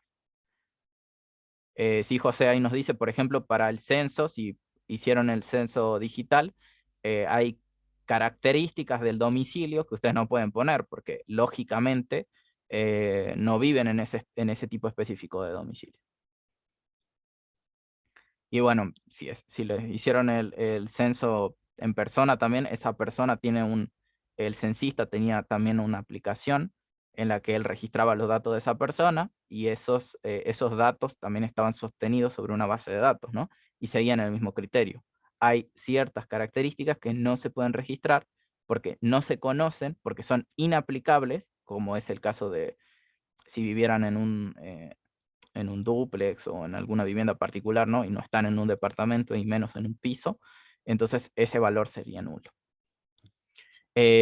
También las tuplas tienen algo, esto es muy importante, esto sí es muy importante, tienen una clave que permite, es un conjunto mínimo de atributos que identifica unívocamente una tupla. Esto es importantísimo porque dijimos, cada tupla es única, o sea, no hay tuplas duplicadas. ¿Y de qué manera yo encuentro esa tupla? ¿Cómo sé que es única? ¿Cómo sé que es diferente a las demás? A través de esta clave. Por ejemplo, otra vez en la tabla de alumnos, yo sé que como mínimo el DNI y el ID son diferentes para todas las tuplas. O sea, si yo miro fila por fila, sé que nunca van a coincidir. Puede coincidir todo lo demás si quiero. Puede coincidir el nombre, el apellido, si quieren, el teléfono, la dirección, la fecha de nacimiento. Pudieron haber falsificado información. No me interesa. Pero lo que nunca va a poder coincidir es ni el DNI ni el ID. No puede haber una combinación, o sea, ese conjunto de dos valores no puede no puede repetirse. Por eso decimos que cada tupla se define unívocamente mediante esta clave. Entonces, mi clave para alumnos va a ser ID DNI. Esto es muy importante, no sé si se entiende. Esto me gustaría que quede claro. Hay una Que manera... hoy decías vos que el IDE no era tan importante, pero ahí evidentemente se está marcando la importancia de ese IDE. Claro, lo digo porque en algunos criterios, disculpen, si yo en esta tabla específica, digamos que yo trabajo sin ID, para poner este ejemplo, yo trabajo sin ID, bajo ese criterio, mi clave solo tiene un valor, ¿no? O sea, mi conjunto de características tiene un solo elemento, que sería el DNI. El ID tiene una importancia específica, y se los voy a decir ahora, porque este DNI es único para Argentina. Si van a otro país, ellos tienen su tipo de identificación única para cada persona, y ese valor ahí sí podría coincidir, ¿no? O sea, si están en un contexto internacional. Entonces, para hacer esa diferencia, y porque a veces hay tablas que decimos, no, o sea, no tengo ninguna manera de referenciar únicamente a un elemento, entonces decimos, hagamos esto más simple, vamos a crear un ID único, o sea, vamos a crear una secuencia de valores comenzadas que son números enteros, comenzamos desde cero, y de esa manera yo identifico unívocamente cada tabla. Entonces, esto antes se solía omitir, pero vimos que el tiempo lo ha dicho, es mejor tener un ID para cada tabla. Entonces van a ver que la mayoría de las tablas siempre tiene esta columna. No ¿Puede lo, tener caracteres también el IDE, por ejemplo? lo podrías ¿O solamente? declarar como un ID alfanumérico también. Podría ser. Mientras el ID sea único, podría.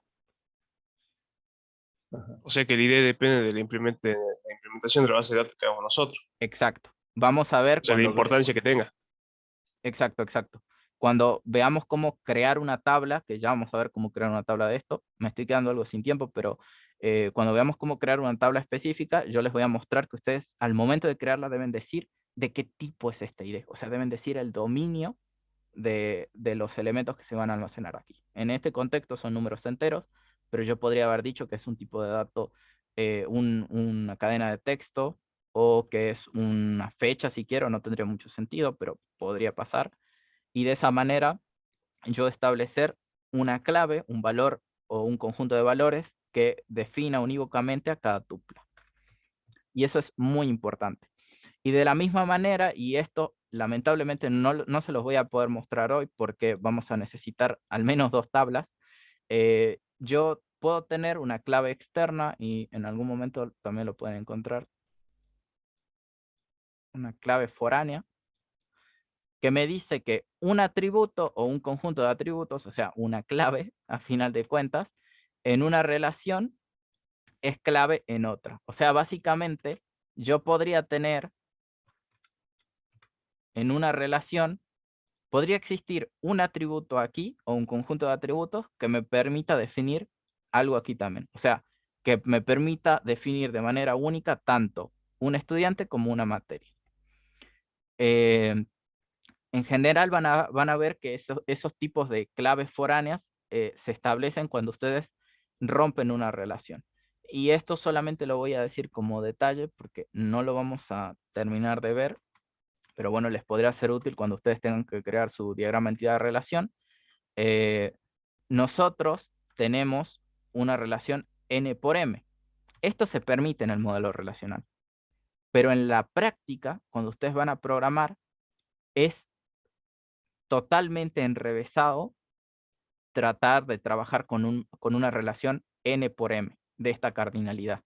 Entonces lo que vamos a tener que hacer es romper esta relación. O sea, vamos a tener que en medio crear una nueva entidad que nos permita hacer esto. Vamos a decir que tenemos una relación de 1 a n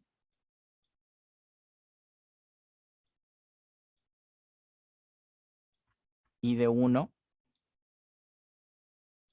a m.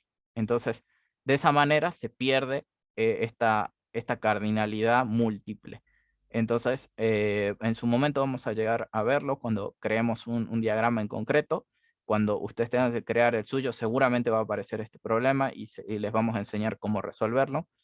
Ahí es donde va a ser útil esta clave externa o clave foránea, porque nos va a permitir, mediante diferentes atributos, identificar a tuplas de tablas diferentes, o sea, de otras entidades. Otra vez, esto tómenlo con pinzas. En su momento yo creo que requieren un ejemplo específico para poder identificar qué es una clave externa o una clave foránea.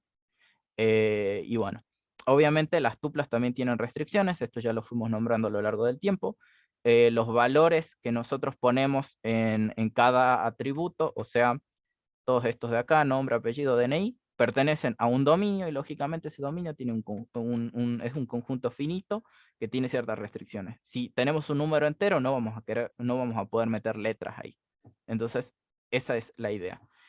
Todas estas restricciones nos permiten mantener la integridad de la entidad, la integridad referencial, que ya vamos a ver qué es, y la dependencia funcional. La idea es que sabemos que podemos tener valores nulos, pero la integridad referencial nos dice, disculpen, la integridad de la entidad nos dice, sería mejor que no existan valores nulos. Sé que dije que pueden haberlos, porque puede existir un valor nulo, pero vamos a tratar de minimizar esos valores nulos. Vamos a tratar de evitar darle la posibilidad a alguien de ingresar un valor nulo, porque a la larga esos valores nulos nos suelen generar errores, suelen generar estos problemas en cascada que les nombré al inicio de la clase. Entonces, vamos a tratar de evitar que existan valores nulos en nuestras tablas, pero si no se puede evitar, aunque sea minimizarlos. Vamos a tratar de reducirlos lo máximo posible. Eso es lo que nos dice la entidad, el criterio de la integridad de la entidad. Y bueno, la integridad referencial simplemente nos dice una clave externa o una clave foránea tiene que ser un valor real o simplemente toda la tupla no debería existir como tal. O sea, básicamente nos está diciendo esta combinación que vimos hace un momento, si recuerdan que es de estos dos valores, por ejemplo, nos está diciendo, no puede ser nulo esto. ¿Por qué? Disculpen, puse el teléfono y era el DNI. No puede ser nulo el DNI ni el ID, porque si no existe el DNI, yo no puedo identificar de manera unívoca a esta tupla. O sea, los elementos que son clave, los atributos que son clave, no deberían ser nulos jamás. Porque si yo intento buscar a Enzo Juárez a través de su clave única, que sería su DNI y su ID, o por cualquiera de los dos, si yo busco por DNI y no me ingresó DNI, o sea, si esto es un valor nulo, no lo voy a encontrar nunca. Voy a tener un error. Justamente por eso la integridad referencial nos dice, no deberían existir claves que sean nulas. Y si la clave es nula, entonces directamente la tupla no debería existir. No tiene sentido que exista si es nulo, si son nulas los elementos de la clave, porque justamente pierde sentido toda esa entidad. O sea, Enzo como tal no debería existir si no tiene documento. Ese es básicamente el criterio de integridad referencial. Y bueno, dependencia funcional, esto es solo un detalle, nos va a decir cómo crear claves primarias, cómo crear claves foráneas. Otra vez, para esto creo que vamos a necesitar un ejemplo específico. Así que en la clase de este viernes, por favor, todos los que puedan participar, voy a seguir hablando de bases de datos. Voy a enseñarles cómo instalar MySQL y ahí veremos en concreto, una vez que ya hemos visto toda esta teoría, que era lo más importante que quería hablarles el día de hoy, vamos a ver cómo trabajar con una base de datos. Ya que conocemos estos criterios básicos, nosotros a partir de aquí vamos a necesitar elegir un sistema gestor de base de datos, que otra vez nosotros vamos a trabajar con MySQL, existen muchos otros, ¿no? Oracle, SQLite, MongoDB, Cassandra, está Postgres también, pero dado que las licencias dado que MySQL es de software libre, ¿no? Es de código abierto, es gratuito, todos pueden participar. Cuando ustedes lo descargan, les dice si quieren donar algo, si quieren lo hacen, si no, no. Por eso justamente les decimos que es gratuito. Así que vamos a trabajar en concreto con esta base de datos, con este sistema gestor de base de datos que es el de MySQL. Voy a dejar subida la clase de este viernes, les voy a mostrar en vivo cómo instalarlo. No creo que me demore más de 10, 15 minutos, depende de cómo esté mi internet ese día. Y bueno, también les voy a mostrar cómo hacer consultas a una base de datos. Si no pueden participar, no hay problema, yo les recomiendo que vean la grabación de todas formas. Y vamos a continuar resolviendo el práctico este lunes. Voy a mostrarles cómo hacer consultas. La idea es que puedan tener instalado para este lunes que viene la base de datos, así que vean el video. Si no, aquí mismo tenemos disculpen, aquí al final tenemos un pequeño tutorial, les explica paso a paso lo que tienen que hacer. Aquí tienen el enlace, aquí tienen el enlace para descargarlo. Otra vez van a tener el video, no debería llevarles mucho tiempo. Si no tienen Windows, les puedo explicar cómo hacerlo, no es problema. Si hay alguno, por favor, me lo comenta, por ahí usa Ubuntu o Mac o algún otro sistema operativo, me lo dice, así lo solucionamos rápido ese mismo día, o me lo manda por mensaje y se lo comento, le explico el paso a paso, y vamos a continuar desde ahí. Fuera de eso, todas las bases de datos siguen estos criterios, todas las bases de datos relacionales siguen los mismos criterios. Tenemos entidades de la realidad que van a estar interrelacionadas. Y cada entidad tiene ciertos atributos, los cuales siguen estas propiedades que vimos hace un momento. Todos los atributos pertenecen a un dominio, no puede haber tuplas repetidas, o sea, no puede haber dos alumnos, en este caso concretamente, que tenga una combinación exactamente igual de atributos.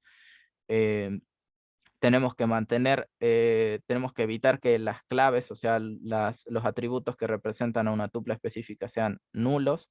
No puede haber un DNI nulo, no puede haber un ID nulo.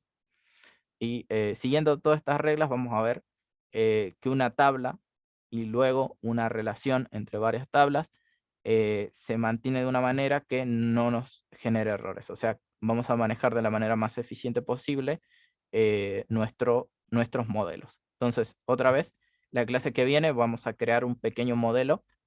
Vamos a crear un pequeño modelo a través de el lenguaje SQL, que es lo que quiero explicar la clase siguiente justamente. Y nada, de momento nada de práctica, me disculparán por eso, pero base de datos otra vez necesita de muchos conceptos para que veamos. Así que nada, los espero el viernes, si no, nos veremos el lunes si no pueden participar de la consulta y muchas gracias.